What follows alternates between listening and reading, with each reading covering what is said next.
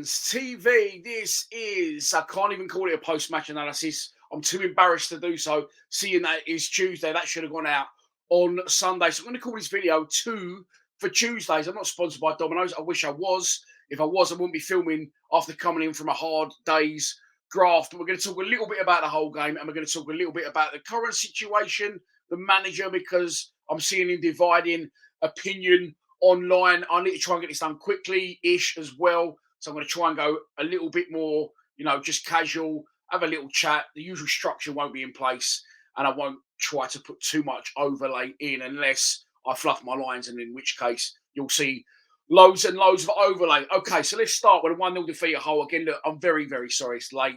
I haven't got an excuse. No, I've got loads of excuses. Whether any of those are valid, I don't know. I wasn't going to Hull. If you saw my preview, then I wasn't going to go to Hull on Saturday. And that was still the case right up until Friday at 1 p.m. when my car battery died. And I thought, I'm going to have to walk up the shops. Walked up the village where I live. There's plenty of nice pubs and restaurants. I thought, do you know what? I'll treat myself and have a little bit of lunch and a pint. I did that. Then I stupidly posted on my work WhatsApp group, is anyone around? Thinking they'd probably say no, as it was about 2:30 by this point. They said, yeah, we're on our way. A few people turned up. One of them's a Millwall fan. He said, let's go Hull tomorrow after about 2 pints he had. I was on about pint 4 by this point. I went, no chance.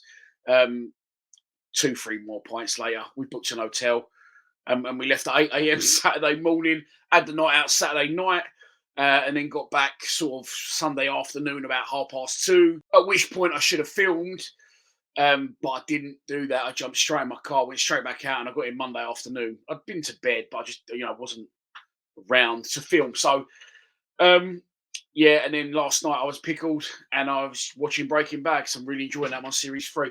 So I did go to the game. That's why this video's late. We're going to talk about this game a little bit, and then, as I said, talk about the Joe Edwards situation. So let's look at the starting 11. Okay, I'll put the players on the screen there, and I'll go through how I think they played. Managerial, not a fault for the goal, although I do want to mention the goal shortly, but this guy should have a big piece of red foam on the end of his nose that when you squeeze it, it goes, because he's a clown. He's a liability. He's calamitous, and yeah. Anyway, let's move on. Then you had right wing back Bruton Norton-Cuffy. Wasn't his greatest game by any stretch. Left wing back was Murray Wallace, and I was surprised Murray played. To be fair, I thought that Joe Bryan probably would have got the nod. I don't know whether Bryan's still not quite fit, or we have to sort of, take him in and take him out to keep him fit.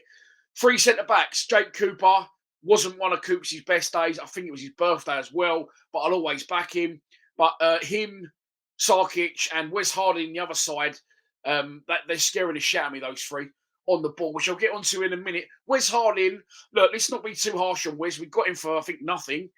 Didn't think he's going to do anything for us, and he's actually done all right. He's not now, I don't like this when someone says, oh, he's decent, and then the next week we'll have a bad game and go, he's shit. He's not shit. Look, he's not on a good run of form at the minute. He didn't play well. He hasn't played well for the last 2 or 3 games, but that's the first bad spell he's had, in my opinion, since he's been at the club. And next to him, Tanganga, he's going to need time, but no disrespect to him or our club. If 2 years ago or a year and a half ago, they're talking about selling you from Spurs to AC Milan, and you're now playing for Millwall, something's gone desperately wrong in your career. And, I felt he struggled again. He gave a goal away, didn't he? He was at fault for the goal we conceded against last home game. Preston, was it? I can't even remember. So, yeah, Tanganga, he will improve probably, but he's still not for me. Midfield, I was screaming, as I'm sure a lot of you were, for Saville and Casper the North to return, and they was both completely non-existent in the game. Okay, they probably need to play a few games to get back into the swing of it. The North's been injured, Saville's been suspended, but they were a non-event, a pair of them. And then up front, you had Watmore, again, non-existent. You had Zian Fleming, I actually thought did well in the second half, was our best player alongside Tom Bradshaw. And Michael Obafemi, I don't know what's happened to Michael Obafemi. Rumours going around that he was last seen sprinting out the change rooms at half-time, getting in a cab with his shin pads still on, saying, fuck this, get me back to Burnley. And could you blame him, because we got nothing to him? All he did was run around and just watch the ball go over his head. I don't know what's going on, but someone said that would have been pre-planned. Well, no, they're not under 12, so it doesn't happen at a professional level. Whether he's not fit, maybe. We're not hearing about an injury so far, so that's good. We have heard that Kevin Nisbet is now out long term, and it looks like one of the worst investments since Jason Dare played for us along with Davey Sinclair. I didn't mind Hartley and Stevie Crawford, to be fair. I thought they was quite good players. But look, you cannot go to somewhere like Hull and start slow. They're going to be buzzy. They got a big crowd. I think I've only ever been there midweek. I've been about 3 or 4 times, but I'm sure I've only ever been there midweek. But they had a good crowd around them. They were rocking in there, to be fair to them. And they're going to be, when you score a goal after 3 minutes, messing around at the back. Harding and Tanganga, they sort of had 2 stabs at it. Managed to fuck it up twice. Guy shoots from distance, hits the crossbar, comes down. And do you know what? When the guys brought the rebound out the sky, let it bounce, and then volleyed, it's gone in. I've actually turned and said to my mate, what the fuck was the goalkeeper doing? Where was he? Okay. However, I sort of shit out a little bit, a bit of a shit house, because I don't want to keep going on about the goalkeepers. So I never mentioned it at full time, and he's definitely not at fault for that goal. You can't blame the goalkeeper for the defenders fucking around with it like they was and losing it twice. However, it's come off the bar, and yes, and the other defenders should have reacted as well. But he just seemed to not get up off the floor and get back across the goal.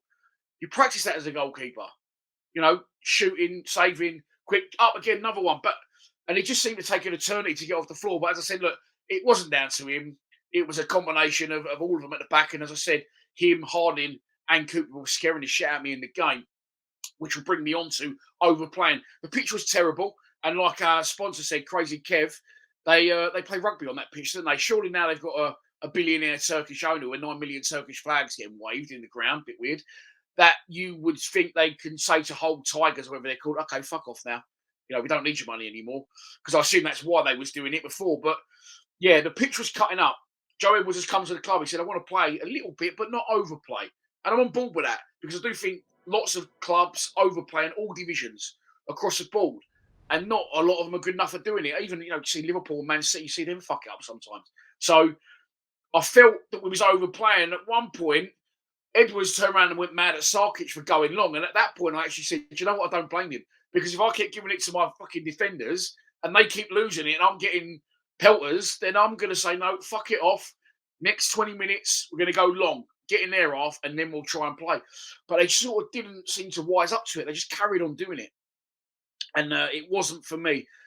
Hull dominated proceedings in first half. They were better than us, sharper than us, quicker than us, more well-drilled, better ideas, fitter players, more talented players, which is to be expected. And we just couldn't get to grips to the game. But having said that, as much as they dominated in the first half, and as much as they probably did go in at half time thinking we should be 3-4-0 up, that shot that they had was the only one they had in the first half. There was one hairy moment where, again, defenders messing around at the back.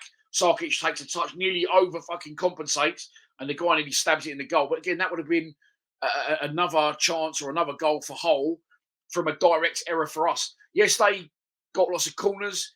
Yes, they forced, us back, and they had a lot of play, a lot of possession. We couldn't get near the ball. They was just popping it, control, lay, off we go again. And we couldn't get near them.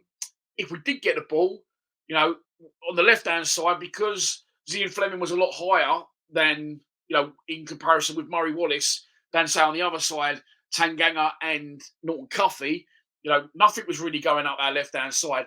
And they was coming down our right-hand side quite a lot, obviously, of course. So every time we got the ball and we did try and get out those little areas, we couldn't do it.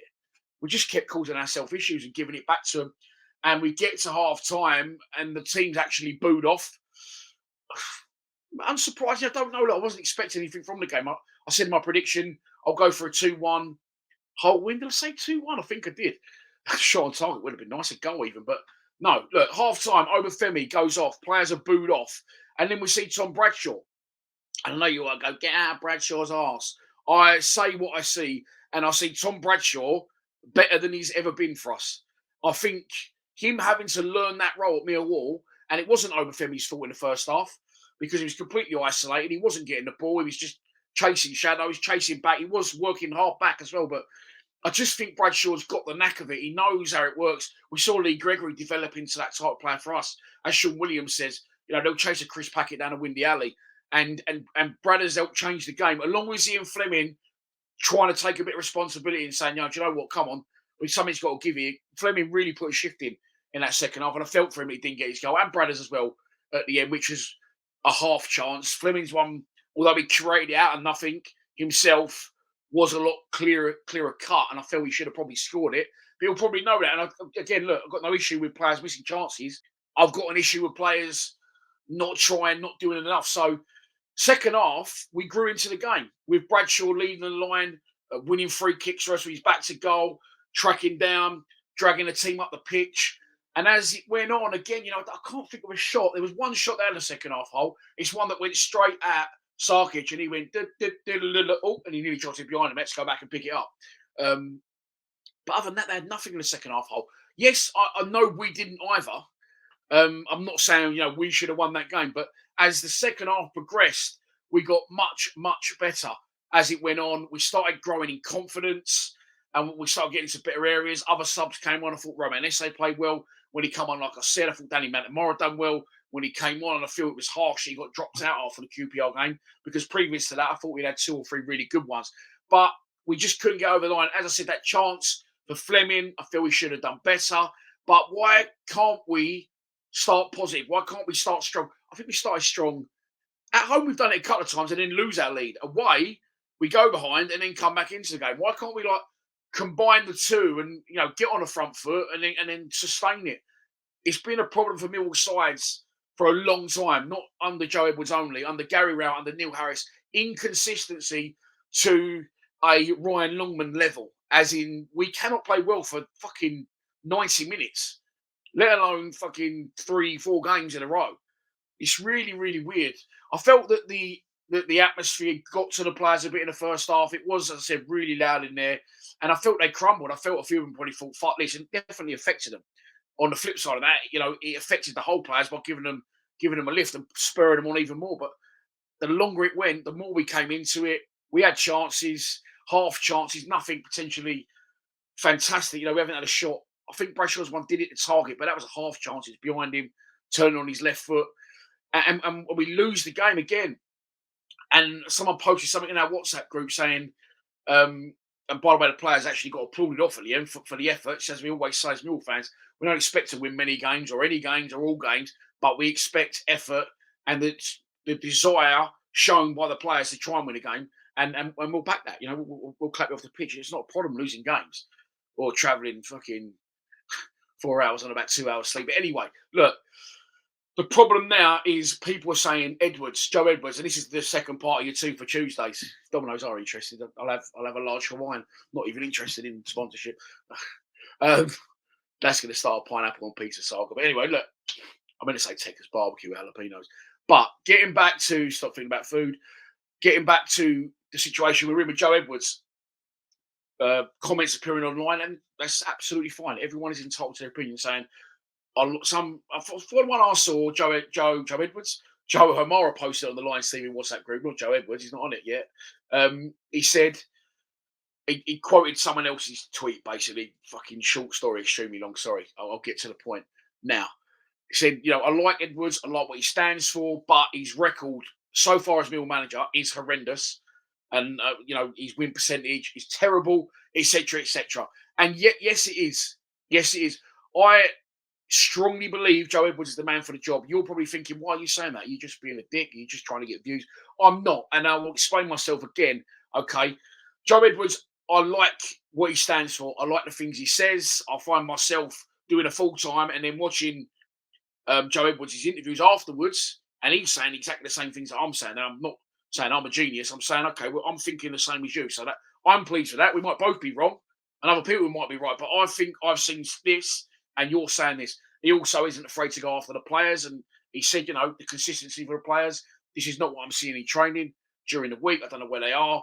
He just says it how it is. He don't bullshit. I think he's bold in his approach in more ways than one, which I've got into in a minute. And I like him. The only issue I've ever had with him, and it was before it even, been a point where had his first game, is I said, could he struggle to motivate those players, eventually, potentially, because he's young and they might go, fuck off, man. I've said it before in videos. That's the only issue. You've managed before, mate. What do you do? You've lost the dressing room. That's the only worry I have got. But let's go back now, okay? Gary Rowett, Neil Harris. Neil Harris did brilliant for us, dragged us back after some terrible times, playoffs first season, promotion second.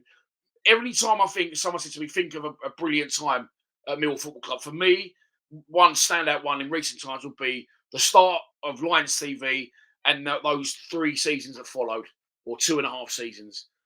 The cup runs, promotions, just Everton, Leicester, fucking Bournemouth, Watford. It was just brilliant, brilliant times. And I loved that under Harris, but he took it as far as he could. Okay, he said that the other day actually in the press. I don't know why it took so long for him to do another interview, but he did say that the other day. I think it was on News at Den. He said, I felt the fans have had enough, had enough. So he walks away at the right time, in my opinion.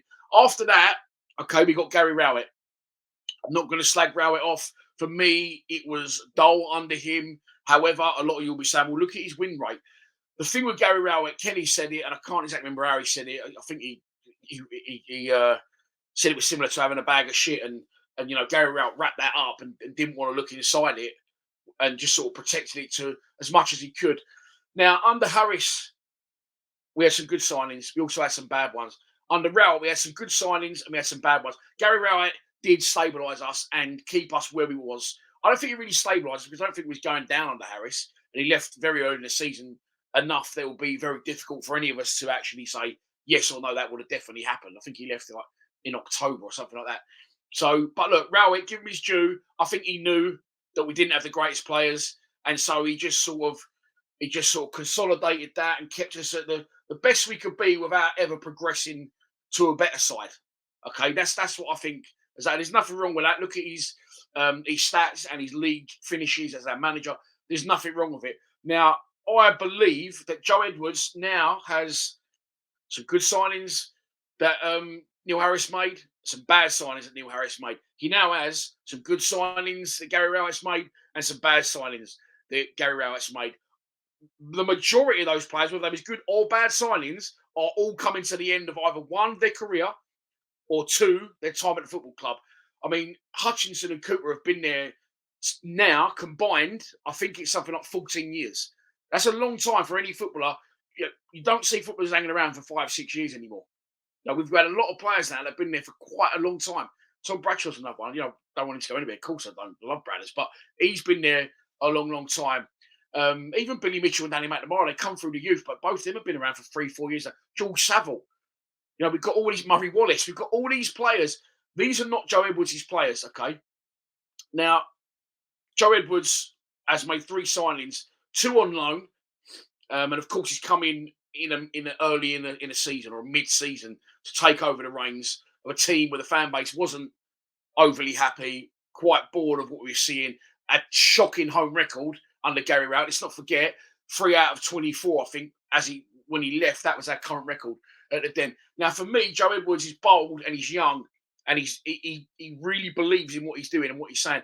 And I'll back that by saying this. At this point now, he's got all these players, and I think it's like, I can liken it to maybe having an old banger of a car, okay? And the exhaust goes, and you fucking, fucking wrap some tape around that, I'll be all right. And then the fucking wheel falls off. Oh, new tyre, get a second-hand tyre. Don't get a new one because, it's a bit cheaper, it's about 30 quid. Otherwise, you're paying like 80, 90 quid for a tyre. Right, what's happening? Oh, the headlight's gone. Oh, just drive it during the day then. Don't drive it during the night. I think that's what is happening with the club on the pitch, okay? With a combination of all the miles that Rowett's put on the clock and all the miles that Neil Harris has put on the clock, this car is fucked, basically. It needs replacing. I think instead of going, do you know what, get it a respray, go and get it a dodgy MOT, and we'll fucking see what we can get out of it. That's what Joe Edwards could say. I think Joe Edwards said, no, this has got to go. Let's strip it back, and we'll go right back to the fucking core of it, and we'll get a brand new engine, in effect, a brand spanking new car. Pimp my ride with Joe Edwards. That's what I'm saying he's doing. I could be talking complete bollocks here, but I don't think I am. I think that's what he's prepared to do. Because let's be honest, none of us really want this, what was going on under Rowett. Okay, the league positions were okay, but that was only going to keep sustainable for so long. When you look at Rowett's records from when we left, the 3 out of 24 wins at home. This is all a backlog. And when you look in that logbook and it says owner Neil Harris, owner Gary Rowett, and you've got all these players that have played down the years, we either let Edwards try and patch it up a little bit more and eventually it breaks down and we go down, or you go, right, this actually needs sorting once and for all. Let's sift through it all and we'll start again and build from the bottom. And that's why it's going to take time under Joe Edwards, in my opinion. And that was a fucking very long way of putting it. But in my crazy mind, I thought it made sense. You could be thinking, shut up, mate.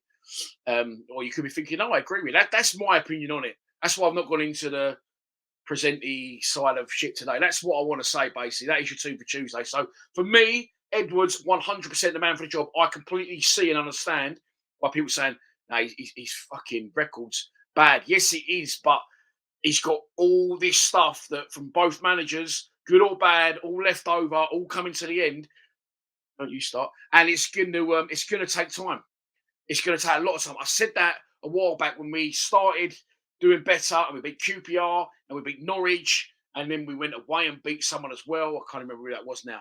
I said, I think it's going to get worse before it gets better. And I think that's exactly what's happened. He signed one player so far, a permanent player, Adam Mayer, and he couldn't play Saturday because he was suspended. So it's going to be difficult until the end of the season. It's going to be difficult at Coventry on Sunday.